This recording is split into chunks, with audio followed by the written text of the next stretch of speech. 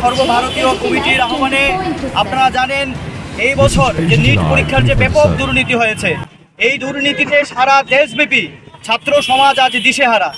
লক্ষ লক্ষ টাকার বিনিময়ে এই এনটিএ আজ নিট পরীক্ষাতে ব্যাপক দুর্নীতি করেছে, আজকে অভিযোগ উঠেছে।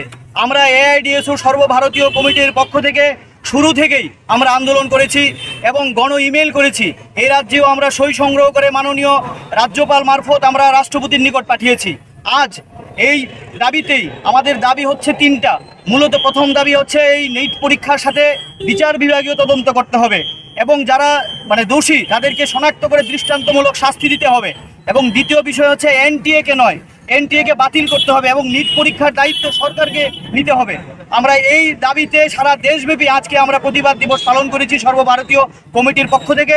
তারই ধারাবাহিকতায় আজকে আমরা স্টেট মিউজিয়ামের সামনে আমরা এই দাবিতে বিক্ষোভ প্রদর্শন করছি। আমরা লক্ষ্য করছি যে এই যে ব্যাপক দুর্নীতি হয়েছে, 720-এর মধ্যে 720 পেয়েছে এবছর 67 জন ছাত্র, এটা ভাবা যায় না। এবং 718, 719ও পেয়েছে, এটা তো অসম্ভব। এবং এনটিএ ঘোষণা করেছে যে গ্রেস মার্ক দিয়েছে এই পরীক্ষার মধ্যে, যে গ্রেস মার্কের মধ্যে কোনো রুলস রেগুলেশন নেই নিট পরীক্ষাতে। তাহলে কিভাবে হচ্ছে এগুলো?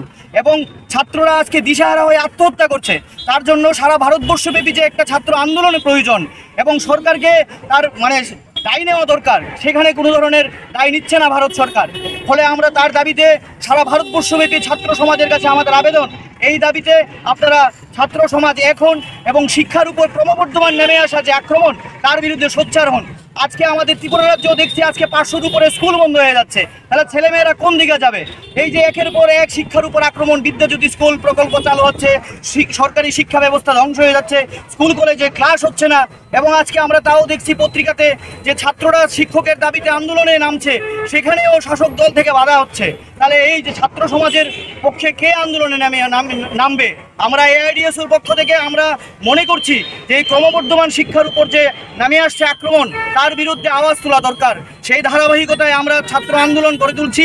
আজকেও আমরা এখানে এই বিক্ষোভ কর্মসূচি পালন করছি। আমি রাজ্য সম্পাদক এআইডিএসও রামপ্রসাদ আচার্য।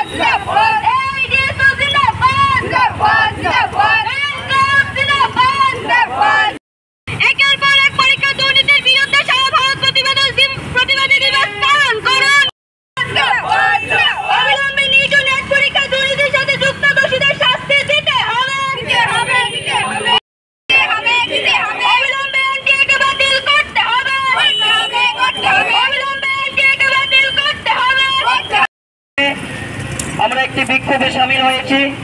এই বিক্ষোভে উপস্থিত সবাইকে